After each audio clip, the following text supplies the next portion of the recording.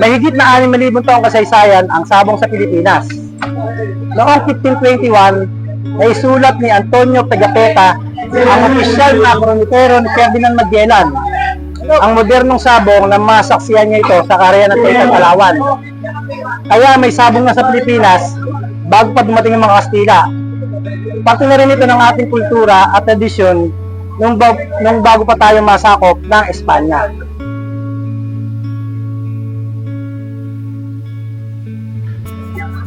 Ako po si Philip Reliosa. Isa po akong pagador dito sa Taytay.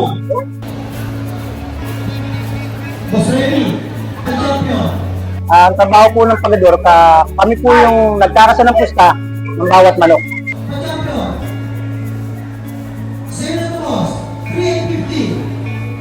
Ang una ko ng trabaho dito naging negosyante po ako.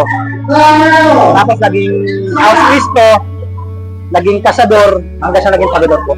Oo naman, naging nakagis na akong trabaho. Marami na natutulungan ng sabong, marami na bibigyan ng trabaho. Kaya hindi ko maging illegal yan. Opo, marangal kong trabaho to. Basta maging patas ka lang. Wala kang nakakargabi yung tao. Parehas lang ang lapat.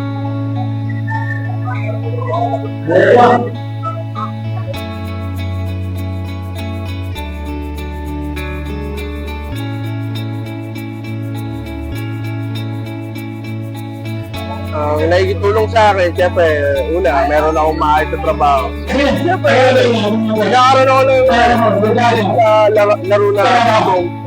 Nagkakaroon ako ng idea kung paano ba kung sino ba yung magandang manok, yung mga klase ng manok. Natututunan ko kung ano yung magandang manok sa pangit na manok.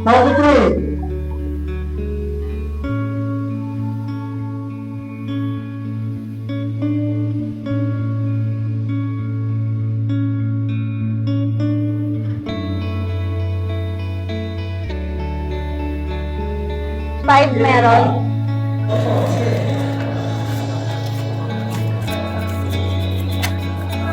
Panatag po sa trabaho. Hindi siya toxic. Gaya ng sa iba. Na napasukan ko pang dating trabaho. Hindi ko siya na-expect na makapag-work ako sa bungan. Pero nagtatrabaho naman po talaga ako sa sugagan. Sa casino po. Tsaka sa mga i-bingo, tsaka i-game. Nakakatulong yung sabungan sa mga pag-employed ng mga taong gusto mag-apply dito na makapasok sa ganitong trabaho.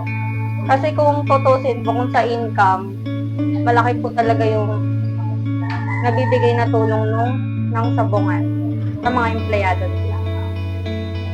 Kagaya ko po.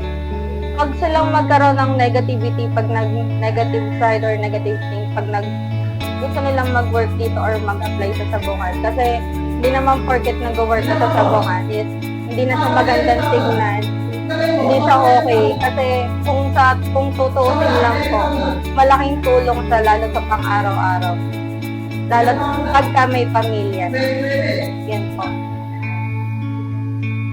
Magandang hapon po. Ako po si Marisa Garcia. Dito po, nagtitinda po dito sa, vendors po ako dito sa sabungan. Matagal na kasi nanay ko pa, unang nagtinda dito nanay ko.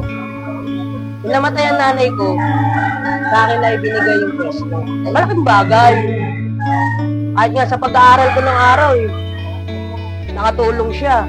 Tsaka mas maganda ang magtinda kaysa magpangamuhan. Kahit gaganto-ganto lang to, malaking bagay sa amin to. Nakapundar ako ng bahay. Lalo na ng pandemic. Kasi hindi naman ako kami pinabayaan ng may-ari na sabungan. Maraming memory dito sa amin. Kumbaga, pagkapasko dito, pinabubuhay pa si Ka-Agosto. Pinapupunta kami sa bahay para bigyan kami ng mga bonus. Pati rin yung maliliit kong mga kapatid, binibigyan niya. Kaya ako matagal na ako dito sa sabungan na ito. Dito na halos ako kumanda na rin dito sa sabungan na ito.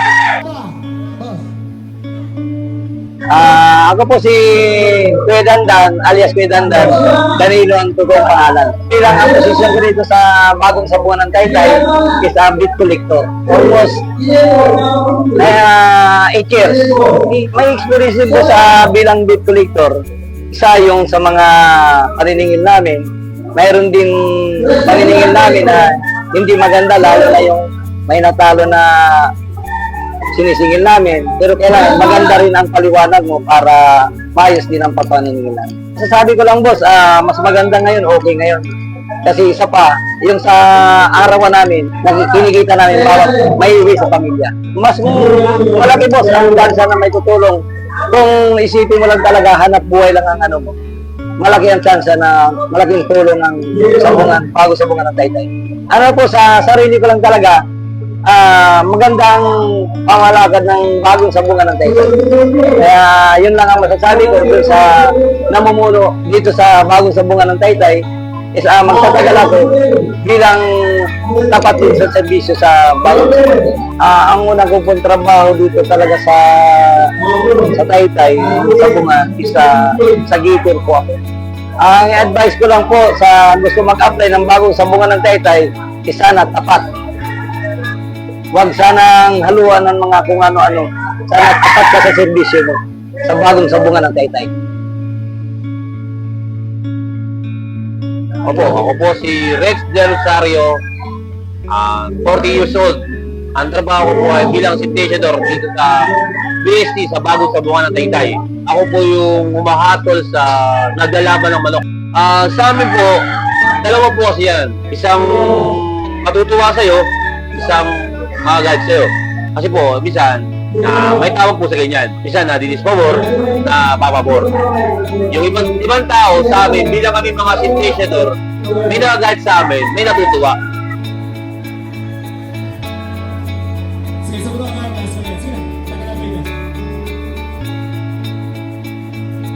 Malinis po ako, talagang dito na yung pinamuhay ko sa mga anak, pinamulat ko sa mga anak ko ng hanap buhay ko dito sa Taytay, sa Bungan. Napaitan ng BST, doon pa rin po ako sa trabaho sa bilang sintesyador.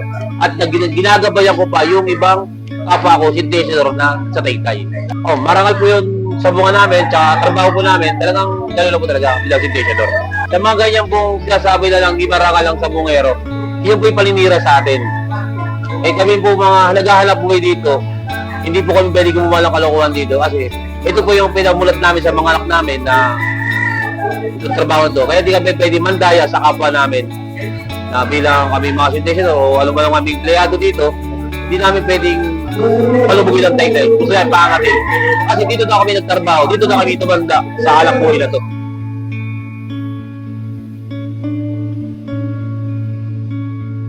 Ako nga pala si, ang tunay ko pangalan, Alexander Herbasio. Taga-Binangonan ako, pero dito ako nagtatrabaho sa Taytay. Tagal naman, 1988 pa ako rito, siguro since 36 years. Gawa ng mga ninuno ko kasi ang lolo ko magagamot din ng manok.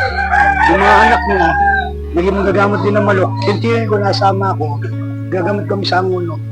At saka yung mga naunang magagamot dito sa Taytay, tintihin ko. Tsaka pinsan ko. Ayos lang, mamang problema lang ito, yung magtitiwala sa'yo. Yung paggagamot ng manok, medyo magaan na trabaho, bali sa experience mo lang. Ang importante, mayroong tao magtitiwala sa'yo para magpagamot. Yun lang naman ang kailangan dito. Tiwala. Sige, sabi ko kayo, last ko na yan, sige na. Binata pa kasi andito na. Mga anak ko, yung isa kong anak nasa Cardona, yung isa nasa Tayuman. Parehas na kami ng mga trabaho. Unang-una, lahat ng klase ng tao dito sa Bungan. Makakalibulo mo. Nasa yun na ang ikasasama ko. Huwag ka nang nasasama sa mga illegal na gawain mo sa Bungan. Kaya kayang gawain kami. Unang-una, marami kang kaibigan. Masasabi ko lang, sa loob ng Bungan, maganda magtrabaho. Basta iwasan nyo lang yung umiwas kayo sa mga taong gumagawa ng hindi maganda. Dito ko na binuhay ang pamilya ko sa Sabong.